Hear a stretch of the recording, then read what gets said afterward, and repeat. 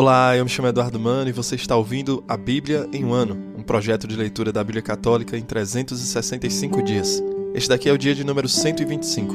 Para você que está chegando agora, no meu site eduardomanop.com.br/podcast, existe um arquivo em PDF com um plano de leitura diário feito pela Ascensions, que é um site americano que produz conteúdo de formação católica. Estarei me utilizando da Bíblia Ave Maria, porque acredito será de mais fácil acesso para você, e os comentários que farei são do padre Mike Schmitz, além das notas das Bíblias de Estudo católicas. Hoje iremos ler o livro de 2 Samuel, capítulos 6 e 7, também 1 Crônicas, capítulo 9, além do Salmo 88, da Bíblia Ave Maria. Vamos ao dia de hoje. 2 Samuel, capítulos 6 e 7. Davi reuniu de novo todo o escol de Israel, num total de 30.000 homens. Davi pôs-se a caminho com toda a sua gente, indo a Baala, de Judá, para trazer dali a arca de Deus, sobre a qual é invocado o nome do Senhor dos Exércitos, que se assenta sobre os querubins. Colocaram a arca de Deus em um carro novo e levaram-na da casa de Abinadab, situada na colina. Oza e Aio, filhos de Abinadab, conduziram o carro novo. Oza andava junto da arca de Deus e Aio marchava diante dela. Davi e toda a casa de Israel dançavam com todo o entusiasmo diante do Senhor e cantavam acompanhados de harpa, cítaras, tamborins, sistros e símbalos. Quando chegaram à eira de Nacon, Oza estendeu a mão para a arca do Senhor e susteve-a, porque os bois tinham escorregado. Então a cólera do Senhor se inflamou contra Oza, feriu Deus por causa de sua imprudência e Oza morreu ali mesmo, perto da arca de Deus. Davi contristou-se por ter Deus feito essa brecha, ferindo Oza. Por isso, chamou aquele lugar Feres Oza, nome que traz ainda hoje. Naquele dia, Davi teve medo do Senhor e disse: Como entrará a arca do Senhor em minha casa? E não quis deixá-la entrar em sua casa, na cidade de Davi. Mandou levá-la para a casa de Obed-Edom, natural de Gate. Ficou a arca do Senhor 3 meses na casa de Obed-Edom, de Gate, e o Senhor abençoou com toda a sua família. Foi anunciado ao rei que o Senhor abençoava a casa de Obed-Edom e todos os seus bens por causa da arca de Deus. Foi então Davi e fê-la transportar da casa de Obed-Edom para a cidade de Davi, no meio de grandes regozijos. Quando os carregadores da arca do Senhor completavam 6 passos, sacrificava-se um boi e um bezerro cevado. Davi dançava com todas as suas forças diante do Senhor, cingido com um efode de linho. O rei e todos os israelitas conduziram a arca do Senhor, soltando gritos de alegria e tocando a trombeta. Ao entrar a arca do Senhor na cidade de Davi, Micol, filha de Saul, olhando pela janela, viu o rei Davi saltando e dançando diante do Senhor, e desprezou em seu coração. A arca foi introduzida e instalada em seu lugar, no centro do tabernáculo que Davi construíra para ela, e Davi ofereceu holocaustos e sacrifícios pacíficos. Terminadas essas cerimônias, abençoou o povo em nome do Senhor dos Exércitos, e distribuiu a toda a multidão do povo de Israel, tanto aos homens como às mulheres, a cada um bolo, um pedaço de carne e uma torta. E retirou-se toda a multidão, indo cada um para a sua casa. Voltando Davi para abençoar a família, Micol, filha de Saul, veio-lhe ao encontro e disse-lhe: Como se distinguiu hoje o rei de Israel, dando-se em espetáculo às servas de seus servos e descobrindo-se sem pudor, como qualquer um do povo. Foi diante do Senhor que dancei, replicou Davi. Diante do Senhor que me escolheu e me preferiu, a teu pai e a toda a tua família, para fazer-me o chefe de seu povo de Israel. Foi diante do Senhor que dancei, e me abaixarei ainda mais e me aviltarei aos teus olhos, mas serei honrado pelas escravas de que falaste. E Micol, filha de Saul, não teve mais filhos até o dia de sua morte. Ora, tendo o rei Davi acabado de instalar-se em sua residência, e tendo-lhe o Senhor dado paz, livrando-o de todos os inimigos que o cercavam, disse ele ao profeta Natã: Vê, eu moro num palácio de cedro, e a arca de Deus está alojada numa tenda. Natã respondeu-lhe: Pois bem, faz o que desejas fazer, porque o Senhor está contigo. Mas a palavra do Senhor foi dirigida a Natã naquela mesma noite, e dizia: Vai e dize ao meu servo Davi: Eis o que diz o Senhor: Não és tu quem me edificará uma casa para eu habitar? Desde que tirei da terra do Egito os filhos de Israel até o dia de hoje, não habitei casa alguma. Mas, qual um viandante, tenho-me alojado sob a tenda e sob um tabernáculo improvisado. E em todo esse tempo eu andei no meio dos israelitas. Falei eu porventura a algum dos chefes de Israel, que encarreguei de apacentar o meu povo: Por que não me edificas uma casa de cedro? Dirás, pois, ao meu servo Davi: Eis o que diz o Senhor dos Exércitos: Eu te tirei das pastagens onde guardavas tuas ovelhas para fazer de ti o chefe de meu povo de Israel. Estive contigo em toda parte por onde andaste.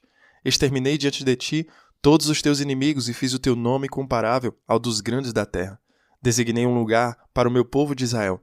Plantei-o nele, e ali ele mora, sem ser inquietado, e os maus não o oprimirão, mas como outrora, no tempo em que eu estabelecia juízes sobre o meu povo. Concedo-te uma vida tranquila, livrando-te de todos os teus inimigos. O Senhor anuncia-te que quer fazer-te uma casa. Quando chegar o fim de teus dias e repousares com os teus pais, então suscitarei depois de ti a tua posteridade, aquele que sairá de tuas entranhas, e firmarei o seu reino. Ele me construirá um templo, e firmarei para sempre o seu trono real. Eu serei para ele um pai, e ele será para mim um filho. Se ele cometer alguma falta, eu o castigarei com vara de homens e com açoites de homens. Mas não lhe tirarei a minha graça, como a retirei de Saul, a quem afastei de ti. Tua casa e teu reino estão estabelecidos para sempre diante de mim, e o teu trono está firme para sempre. Natã comunicou a Davi todas as palavras dessa revelação. O rei Davi veio apresentar-se ao Senhor e disse-lhe: Quem sou eu, Senhor Javé, e quem é a minha família, para que me tenhais trazido até aqui? E como se isso parecesse pouco aos vossos olhos, Senhor Javé, fizestes promessas à casa de vosso servo para tempos futuros. Acaso isso é normal para o homem, Senhor Javé? Que poderia acrescentar ainda Davi? Vós conheceis o vosso servo, Senhor Javé. Conforme a vossa palavra e segundo o impulso do vosso coração, fizestes todas essas grandes coisas para manifestá-las ao vosso servo. Por isso sois grande, ó Senhor Javé. Ninguém há semelhante a vós, e não há outro Deus fora de vós, segundo tudo o que ouvimos dizer. E que povo há na terra semelhante ao vosso povo de Israel, a quem seu Deus veio resgatar para que se tornasse o seu povo, dando-lhe um nome, operando em seu favor grandes e terríveis prodígios, e expulsando diante do seu povo resgatado do Egito as nações com os seus deuses. Estabeleceste solidamente o vosso povo de Israel para ser eternamente o vosso povo, e vós vos tornastes o seu Deus, ó Senhor. E agora, Senhor Deus, cumpri para sempre a promessa que fizestes a respeito do vosso servo e da sua casa, e fazei como dissestes. Então será para sempre exaltado o vosso nome, e dirão: O Senhor dos Exércitos é o Deus de Israel. E permaneça estável diante de vós a casa de vosso servo Davi, porque vós mesmo, ó Senhor dos Exércitos, fizestes ao vosso servo esta revelação: Eu te construirei uma casa. Por isso, o vosso servo atreveu-se a dirigir-vos essa prece. Agora, ó Senhor Javé, vós sois Deus, e vossas palavras são a mesma verdade, pois que prometestes ao vosso servo esta graça.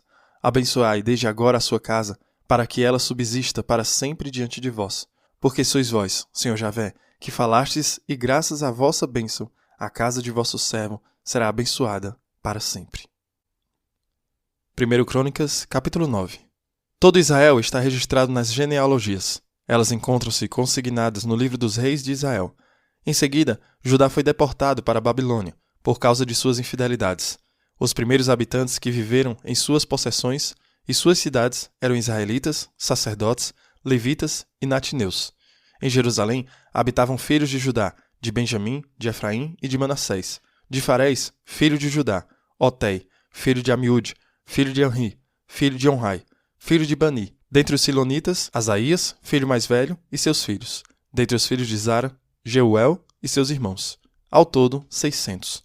Dentre os filhos de Benjamim, Salo, filho de Mazolã, filho de Oduías, filho de Azana, e Joabinias, filho de Jeroã. Ela, filho de Ozi, filho de Mocori, Mesolã, filho de Safatias, filho de Reuel, filho de Jebanias. Com seus irmãos, segundo suas gerações, eram eles 956. Todos esses homens eram chefes de famílias em suas casas patriarcais. Entre os sacerdotes, Jedaías, Joiarib, Jaquim, Azarias, filho de Elcias, filho de Mesolã, filho de Sadoc, filho de Maraiote, filho de Aquitobe, chefe da casa de Deus. Adaías, filho de Jeroã, filho de Fassur, filho de Melquias. Maasaí, filho de Adiel, filho de Emer. Eles e seus irmãos, chefes de suas casas patriarcais, perfaziam um total de 1.760 homens valorosos, ocupados no serviço da casa de Deus. Entre os levitas, Semeías, filho de Hassub, filho de Ezircã, filho de Razabias, descendente de Merari. Bacbacar, Heres, Galaal, Matanias, filho de Micas, filho de Zecri, filho de Asaf. Abdias, filho de Semeías, filho de Galias, filho de Iditum. Baraquias, filho de Asa, filho de Elcana, que morava nas cidades dos netofateus. Entre os porteiros, Selum, Acub, Telmon, Aimã e seus irmãos. Deles o chefe era Selum. Era ele ainda o guarda da porta do rei, ao oriente. São estes os porteiros para o acampamento dos levitas. Selum, filho de Cora, filho de Abiasaf, filho de Coré, e seus irmãos. Os coritas, da casa de seu pai, ocupavam as funções de guardas das portas do tabernáculo. Seus pais tinham guardado a entrada do acampamento do Senhor. Finéias, filho de Eleazar, outrora tinha sido chefe deles e o Senhor estava com ele. Zacarias, filho de Mesolamias, era porteiro na entrada da tenda de reunião. Esses guardas das portas tinham sido escolhidos em número de 212, registrados nas genealogias, segundo suas aldeias. Davi e Samuel, o vidente, os estabeleceram em suas funções. Eles e seus filhos estavam colocados à guarda das portas da casa do Senhor, das casas do tabernáculo. Havia porteiros nos 4 lados do templo, a leste, a oeste, ao norte e ao sul. Seus irmãos, que moravam nas aldeias, vinham para junto deles cada semana, cada um por seu turno.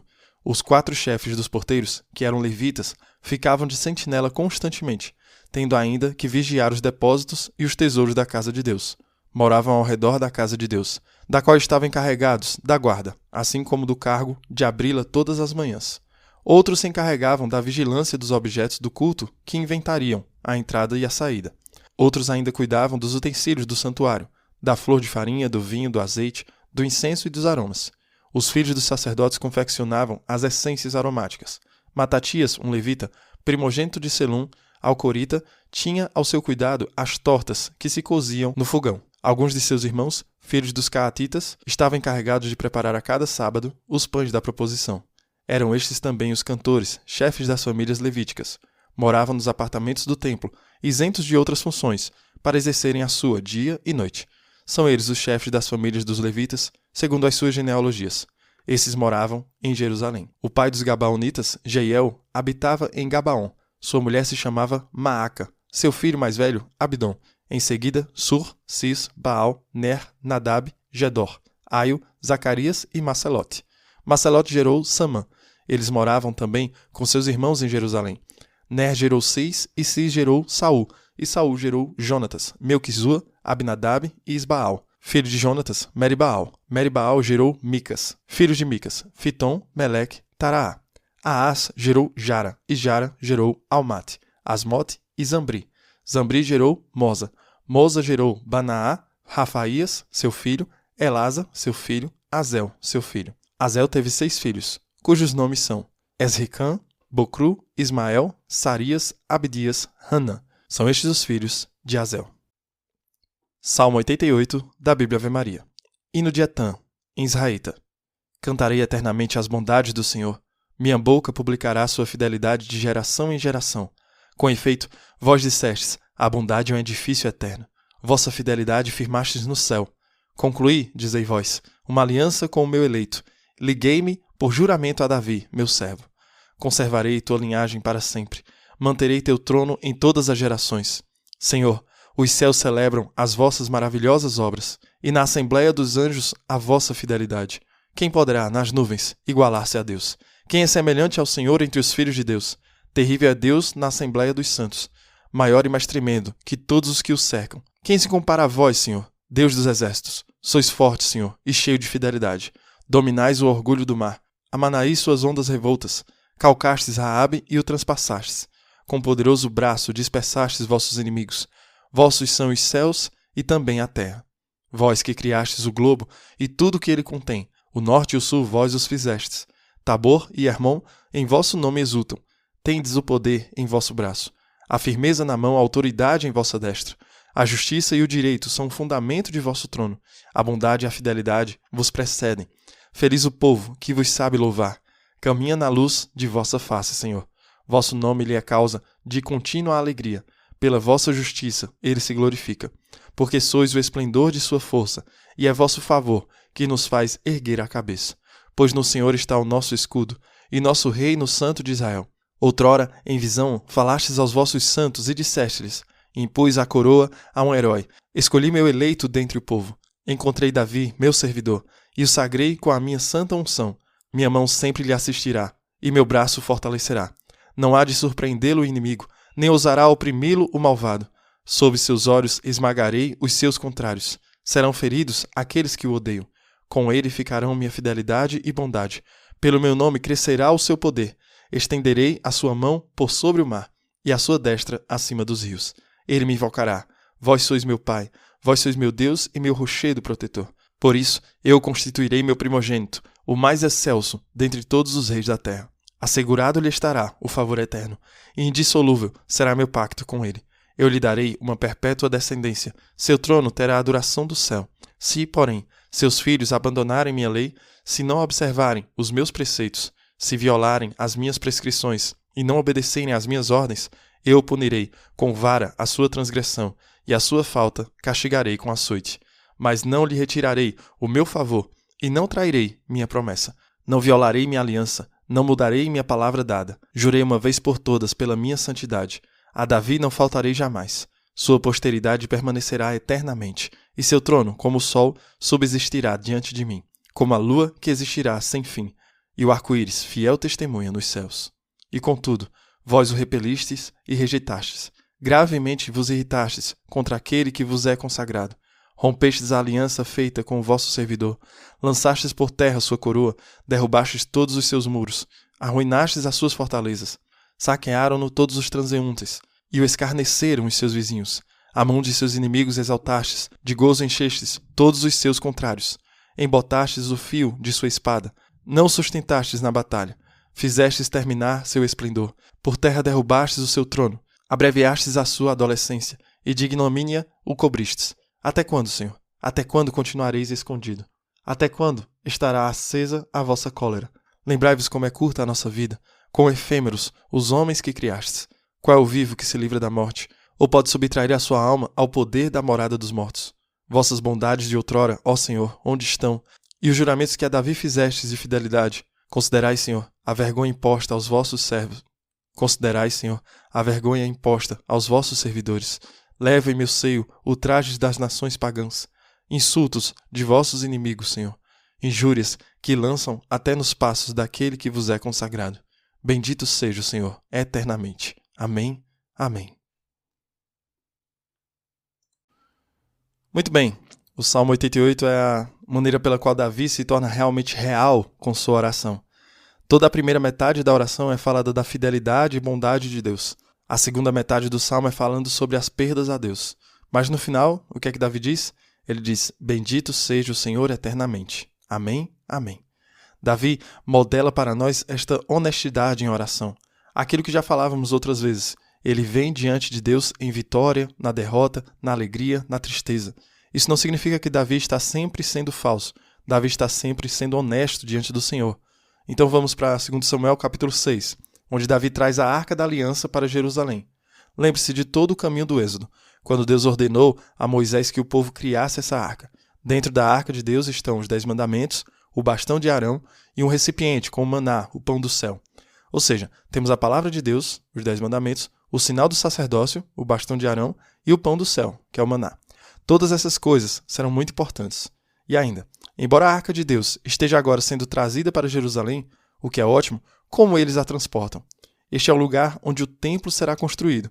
Osa, que está com seu irmão Aio, e eles são filhos de Abinadab, estão trazendo a Arca do Senhor para Jerusalém. Enquanto eles estão dançando e regozijando, trazendo a arca para Jerusalém, os bois tropeçam. Osa estende a mão para firmar a arca e Deus o mata. O que está sendo comunicado aqui? Lembre-se de Levítico, quando a arca estava sendo moldada. Como a arca deveria ser transportada? A arca deveria ser transportada somente pelos sacerdotes. Os sacerdotes nunca iriam nem tocar na arca. A arca era de madeira, de acácia folheada a ouro. Os sacerdotes pegavam os postes folheados a ouro e os colocavam nos anéis folheados a ouro e transportavam a arca. Todo mundo sabia disso. A gente sabia disso. Davi sabia disso. Todo mundo que deve transportar a arca sabia disso. Eles conheceram o mandamento de Deus. E ainda o que eles fazem? Eles colocam a arca em um carro que é puxado por bois. Isso é muito importante. A arca é a coisa mais sagrada que eles têm. Não estão obedecendo ao Senhor ao transportá-lo. Então temos Osa, que sabe que está desobedecendo a Deus, embora esteja tentando proteger a arca. É uma coisa muito crítica. Podemos ouvir essa história e pensar que injusto. Sua vida física acabou neste momento. Mas então percebemos. Qual é o preço do pecado? O preço do pecado é a nossa vida eterna. Quando escolhemos o pecado, escolhemos desobedecer a Deus. Como definimos o pecado? Pecado é quando dizemos, Deus, eu sei o que o Senhor quer, mas eu vou fazer o que eu quero. O pecado é a desobediência. Osa faz a mesma coisa e teve morte física. E ainda, sempre que dizemos a Deus, Deus, eu sei o que o Senhor quer, mas eu vou fazer o que eu quero, então isso é uma morte espiritual. Toda vez que pecamos, estamos escolhendo morrer espiritualmente. Isso não é injusto. Isso é um ótimo exemplo de como a morte física pode ser uma analogia para a morte espiritual. Quando dizemos que não queremos fazer a vontade de Deus, mas fazer a nossa, então estamos escolhendo a morte espiritual.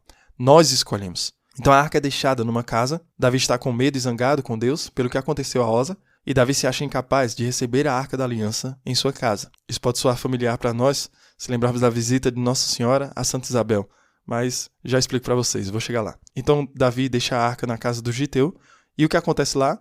Tudo foi abençoado, todo mundo está tendo bebês. A fecundidade, não apenas em seus familiares, mas com seus rebanhos e até mesmo seus servos que moravam lá. Tem muita vida. Onde Deus se faz presente, há muita vida. Então Davi renova sua decisão de trazer a arca do Senhor para Jerusalém. E ainda, desta vez, quando eles começam a transportar a arca, eles andam 6 passos e Davi sacrifica um boi e um animal cevado. Davi reconhece que eles não estão apenas transportando uma caixa, eles estão transportando a arca do Senhor. E Davi canta e dança. Davi está cantando e dançando diante da arca do Senhor com alegria. Agora vamos para uma parte da teologia católica que nossos irmãos e irmãs cristãos podem não ter ouvido antes. Maria, a mãe de Deus, é muitas vezes referida como a nova arca da aliança. Por que isso? O que havia dentro da arca da aliança? A palavra de Deus, que são os 10 mandamentos, o bastão de Arão, representando o sacerdócio, e o maná, que seria o pão do céu. O que estava presente dentro da nova arca da aliança de Nossa Senhora, que lemos no Evangelho de Lucas, capítulo 1? O próprio Jesus. E quem é o Cristo? O Cristo é a palavra encarnada, o grande sumo sacerdote e o verdadeiro pão do céu. Reconhecemos que no ventre de Maria, a nova arca da aliança, está Jesus Cristo. Este é um paralelo que não é uma coincidência. Voltemos para 2 Samuel, capítulo 6. O que eu disse há pouco sobre a citação de Davi, depois de Osa ter sido derrubado por Deus. O que Isabel diz a Maria quando a visita na região montanhosa da Judéia. Quem sou eu, para que a mãe do meu Senhor venha a mim? O que disse Davi na casa do Giteu? A mesma expressão. Davi diz, quem sou eu, para que a arca do meu Senhor venha até mim? E lembre-se ainda de como Davi pula e dança de alegria diante da arca da aliança. O que acontece quando o som da voz de Maria chega aos ouvidos de Isabel? Isabel diz, a criança no meu ventre pulou de alegria. Esta é uma das razões pelas quais a Igreja Católica declarou que Maria é a nova arca da nova aliança, porque Jesus é o cumprimento de tudo no Antigo Testamento. Isso é muito importante para nós. E em 2 Samuel capítulo 7, temos Davi que quer construir um templo para o Senhor. Davi gosta de sua casa feita de cedro, um palácio realmente. A arca do Senhor está em uma tenda. A princípio, o profeta Natan diz, faça tudo o que está no seu coração, porque Deus está com você. Mas então o profeta Natan tem uma visão do Senhor. Davi derramou muito sangue, então ficará para o descendente de Davi construir o templo para Deus. Isso vai definir muito do resto da vida de Davi, especialmente quando lemos mais em Crônicas. Crônicas será sobre Davi reunindo materiais para a construção do templo. Deus diz, eu construirei uma casa para você, Davi. Eu farei de você um reino. Você quer fazer um grande nome para mim e uma grande casa para mim? Eu agradeço. Vou fazer um grande nome e uma grande casa para você, Davi. Tudo isso se cumpriu no Messias, em Cristo. Mas chegaremos lá em breve, em Crônicas. Crônicas está apontando para o estabelecimento do verdadeiro Messias e o estabelecimento do templo de adoração. 1 Crônicas 9 tem um versículo que destaca o contexto em que 1 e 2 Crônicas são escritos. Lembre-se, Crônicas é o último livro das escrituras judaicas. Isso é escrito por Esdras, o escriba, que está contando a história de Israel depois de toda a devastação, perseguição, depois de todos os horríveis reis e divisões que Israel experimentou, após o exílio na Babilônia. Nós estaremos lendo a história de 2 Samuel, 1 e 2 Reis, enquanto estamos lendo 1 e 2 Crônicas. Por que isso é importante? 2 Samuel e 1 e 2 Reis são os relatos de Israel se dividindo, seus fracassos e seus terríveis reis. 1 Crônicas é escrita depois que toda essa história foi escrita, e mesmo depois do exílio da Babilônia. Mantenha isso em mente, como se nós estivéssemos escrevendo a história, digamos, de um país nos últimos 100 anos. Imagine que a partir de amanhã, nos próximos 70 anos, teremos uma devastação horrível nesse país. Após esses 70 anos, estamos reconstruindo o país que foi completamente perdido e dizimado por uma potência estrangeira. Nós escreveríamos uma história diferente. Não seria um branqueamento da história, teria uma ênfase diferente, um tipo diferente de história. Essa é uma ótima maneira de entender a diferença entre a maneira como 2 Samuel e 1 e 2 Reis estão sendo escritos em comparação com a forma como 1 e 2 Crônicas estão sendo escritas. 2 Samuel e 1 e 2 Reis estão na história fundamental. 1 e 2 Crônicas são escritas muito depois do fato da devastação. E tudo isso é para pintar um quadro da vida que nós deveríamos viver. A link que revela isso está lá, em 1 Crônicas, capítulo 9. Judá foi levado para a Babilônia por causa de sua infidelidade. Uma das coisas que Ezra, o escriba, quer destacar é que tudo isso tem a ver com infidelidade. Então, quando voltarmos a Jerusalém, em Judá, temos que contar a história para que você não volte a ser como nossos antepassados foram, para que você não seja infiel como eles foram. Que Deus abençoe você e reze por mim. Até amanhã.